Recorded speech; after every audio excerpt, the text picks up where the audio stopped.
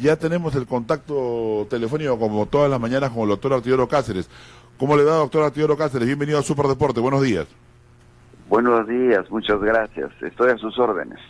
Buenos días, doctor. ¿Cómo le va? Le saluda Javier Franco también. El tema que creo que sigue siendo mediático de alguna forma es el tema político y la composición del gabinete y todo, digamos, todos los acontecimientos que se han dado en torno a esta presentación del gabinete ministerial en el nuevo poder ejecutivo, digamos, del presidente Vizcarra. Bueno, el miércoles pasado me permití recordar a la leyenda de Pandora. Y lo hice para señalar que eso era lo que estaba ocurriendo en la política peruana y en la elección de los nuevos ministros. Y como se sabe, me permito recordar que Pandora era una princesa griega muy, muy hermosa, a quien los dioses, celosos de su belleza, le enviaron un regalo. Le enviaron una misteriosa caja y le dijeron que jamás debiera abrirla. Pero Pandora, curiosa, interesada, no pudo resistir a la tentación de conocer lo que contenía esa caja y la abrió. Levantó la tapa y comenzaron a salir una serie de realidades que hoy se viven, por ejemplo. Levantó la tapa para espiar y salieron en libertad las peores aflicciones del mundo. Salieron enfermedades, pobreza, angustia, tristeza, guerras, malestares de todo tipo, corrupción, delincuencia y locura. Pero un Dios compasivo le permitió cerrar la caja justo a tiempo para atrapar al único remedio, el único antídoto de todas estas miserias y que hace soportar las desdichas de la vida. Lo que no salió, lo que se quedó, era la esperanza.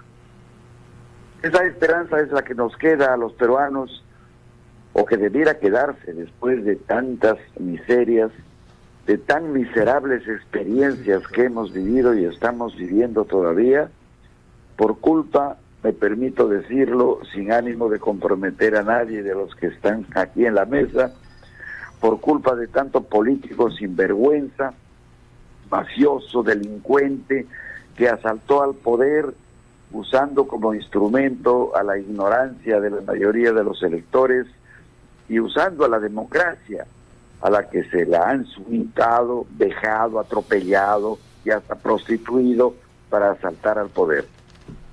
Queda pues la esperanza que ojalá sea una esperanza racional, no una esperanza producto de una fe irracional, de una fe prejuiciosa y dogmática.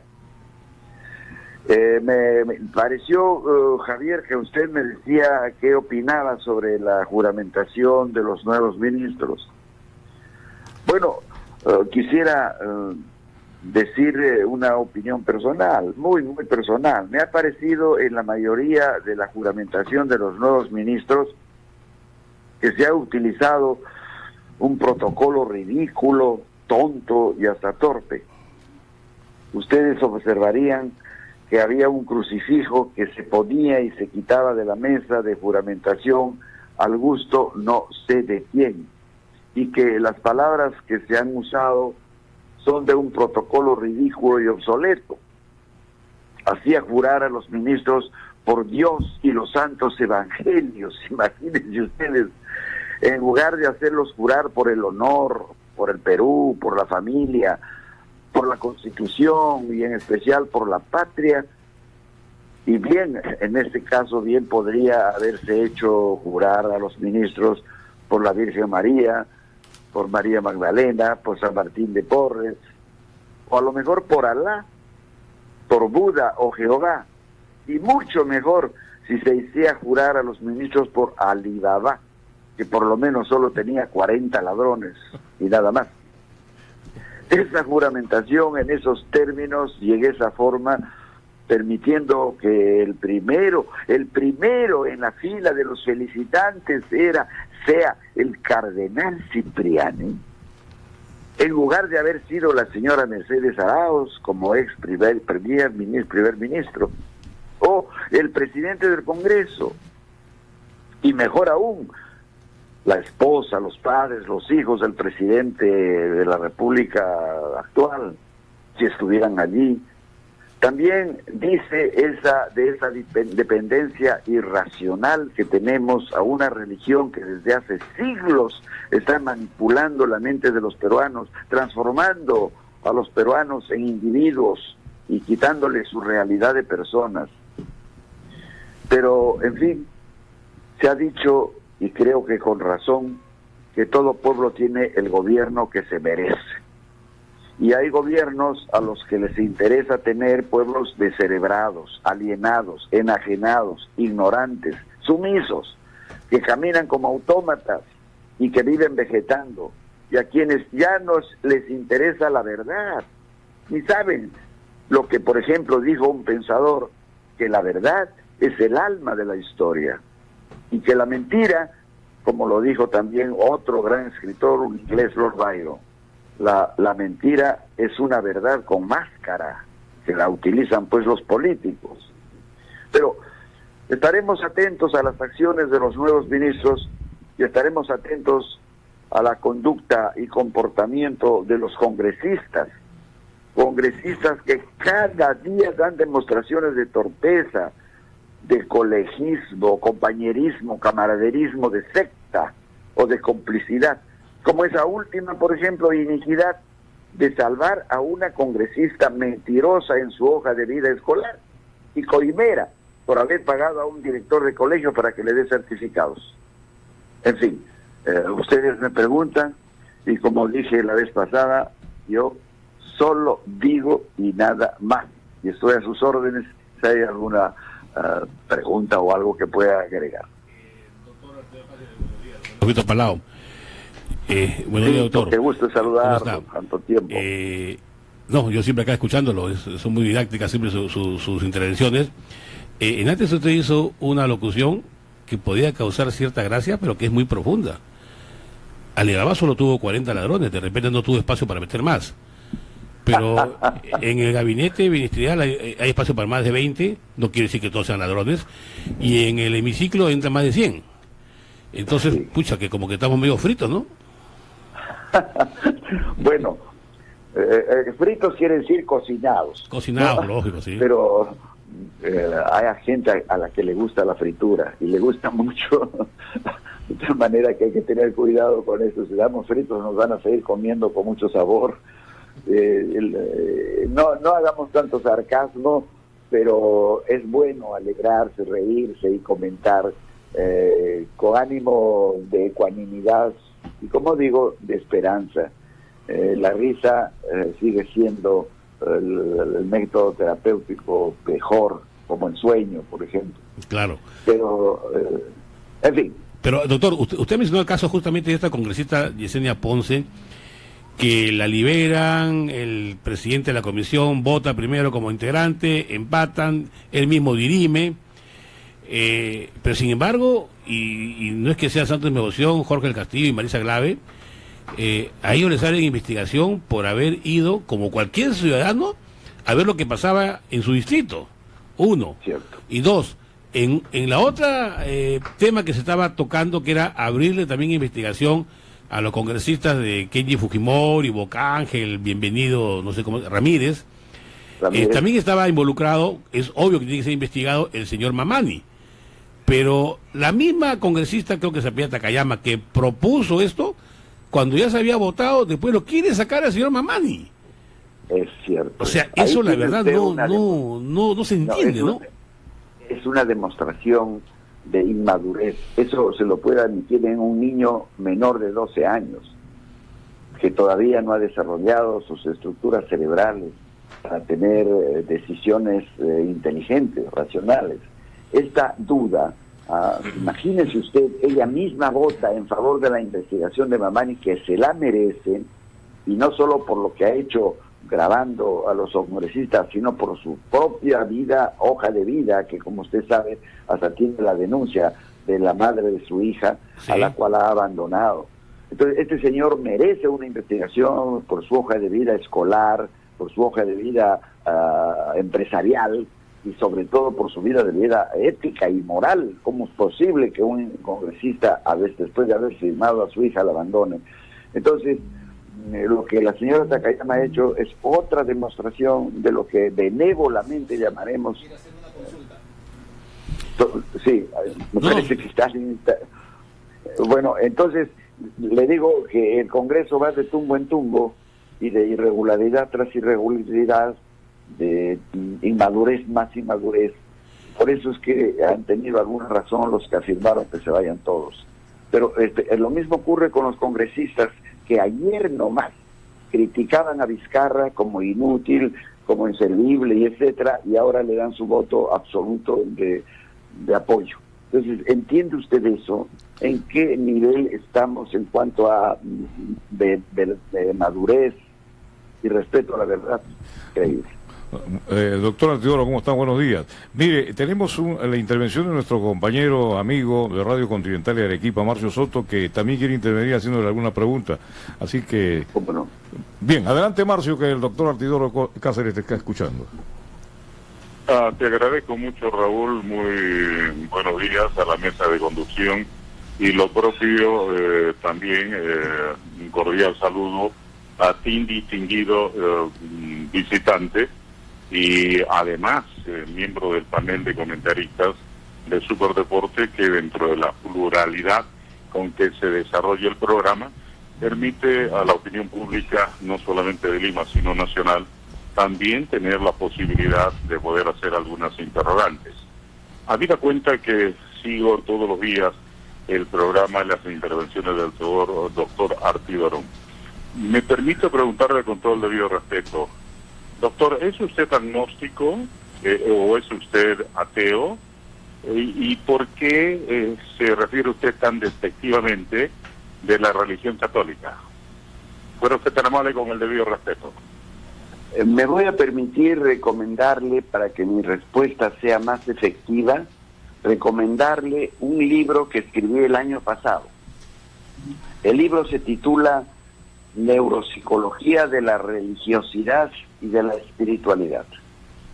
Después de 5 años de estudio, no solo de la religión católica, de las creencias evangélicas, de todo lo que constituye el islamismo y todas las religiones hindúes, me permití escribir este libro para precisar por lo que la ciencia neuropsicológica nos aporta en cuanto al funcionamiento cerebral y la creencia religiosa. La última investigación seria que se ha hecho ha demostrado que así como los seres humanos nacemos con áreas cerebrales dispuestas para hablar, hay un área cerebral para expresarse y otra para comprender, hay un área cerebral para escribir y otra para leer. Igual se ha demostrado que los seres humanos hemos desarrollado a través de la evolución áreas cerebrales para las creencias, en este caso religiosas, para las ideologías, incluyendo las políticas. Eso nos explica por qué cuando alguna ideología política se enseña desde niños, se queda marcada en el cerebro en esas zonas, igualmente como cuando desde niño se le enseña a un niño o a una niña a hablar un determinado idioma. En nuestro caso el castellano, en los quechohablantes, en los aymarhablantes, etcétera, en esa zona con la cual se ha nacido, con la disponibilidad de comunicarse verbalmente, ahí se injerta una lengua. Y usted y yo, como tantos otros, que no hablamos, por ejemplo, ruso ni chino, es muy difícil que a una edad determinada se aprenda esa lengua y hablarla tal y cual la aprende un niño que la aprende desde su recién nacida. Es decir, ocupamos con mucho esfuerzo esas zonas del lenguaje como una lengua extraña, pero nunca la hablamos como si hubiéramos aprendido desde niños. Un neuropsicólogo de apellido Dawkins descubrió que ese elemento que queda en las zonas del cerebro marcadas a fuego se llama meme. Entonces, el meme es un estímulo, sea una palabra, un objeto o una ideología religiosa, que injertada desde niños se queda marcada en el cerebro, y por eso es que el islámico, el musulmán, mata y se mata en creencias de Alá, del islamismo, y por eso es que hay mucha gente a la cual se le ha inculcado una religión, nunca más cambia, y por supuesto es de mucho esfuerzo para darse cuenta que el hombre, en el caso de la religión católica, que el ser humano, para hablar de hombre con H, que el ser humano no es el producto de un pedazo de barro con soplo divino, que la mujer no es, y esto hay que aceptarlo desde la ciencia, que la mujer no es el producto, el resultado de una costilla de un individuo que se llamó Adán. Ahora acabo de ver hace 2 días una película que se está dando en Lima, que se llama María Magdalena, en la cual se presenta el concepto que está escrito en el mismo evangelio de María Magdalena, que yo he tenido ocasión de leerlo, y que es un evangelio prohibido por la religión católica, apócrifo, en donde se precisa que María Magdalena nunca ejerció la prostitución. Todas estas ideas tenemos que cambiarlas. El agnóstico es el que duda, el que dice: yo no sé si Dios existirá o no existirá. El ateo es el que dice: yo no creo en este Dios. Cuando ustedes o los peruanos en general cantan invocando al Dios de Jehová, pregúntele usted a la mayoría de peruanos quién es el Dios de Jehová. Igual que cuando usted les pregunta si han visto alguna vez el árbol de la quina que está en nuestro escudo, el 90% de peruanos no lo han visto y sin embargo creen en eso, porque les han dicho que eso es el árbol símbolo de la peruanidad. Entonces, yo estoy en contra de estas enseñanzas tempranas, de estas ideologías que se injertan en el cerebro de los niños y que después hacen, cuando son adultos, que vayan por miles de miles en una procesión como la del Señor de los Milagros, detrás de una imagen que no es una imagen auténtica, la que estuvo o está, no sé si seguirá estando en una pared que la pintó un negrito después de un terremoto. La gente va tras de una imagen que es artificial, que es una copia, y eso se llama en psicología y en neuropsicología y en psiquiatría fetichismo. Entonces, decir estas cosas me parece a mí que es una obligación para un hombre que no solo ha escrito el libro que usted le mencionaba, sino que tiene 40 libros escritos y que tiene además 84 años de edad como para callarse y no decir lo que piensa. Así que el que yo sea de izquierda, de derecha, ateo, agnóstico, no impide que yo pueda decir una opinión personal en base a mis experiencias y a mis estudios científicos. Le agradezco mucho por su pregunta, Marcio. Le agradezco mucho a usted, doctor.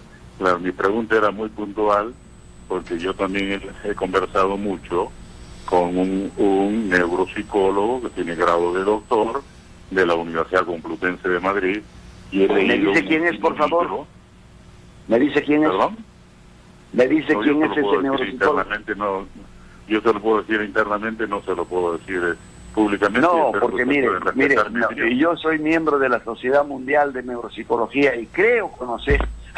Hace 3 meses estuve en Madrid justamente en un evento sobre neuropsicología de la corrupción, y si me dice usted le diré el aprecio no que puedo tener por esa persona, pero sí, no interesa, no importa. Eso usted debe conocer porque es un neuropsicólogo de Arequipa. Y en segundo lugar, he leído un libro de uno de los editores de bestseller del equipo editorial de New York Times. Y entonces él también llega a la conclusión, luego de 30 años de investigación, de la existencia de Jesús, de la existencia terrena de Jesús. Por Pero eso no es en duda. Yo no he hablado nada de Jesús.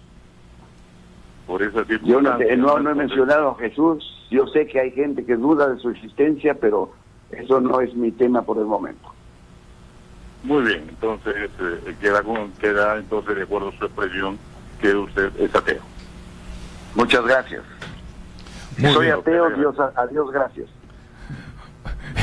Muy bien, doctor Artidoro, lo mismo que a Marcio Soto, nuestro compañero de Radio Continental Arequipa, por estos conceptos que realmente ilustran a la población.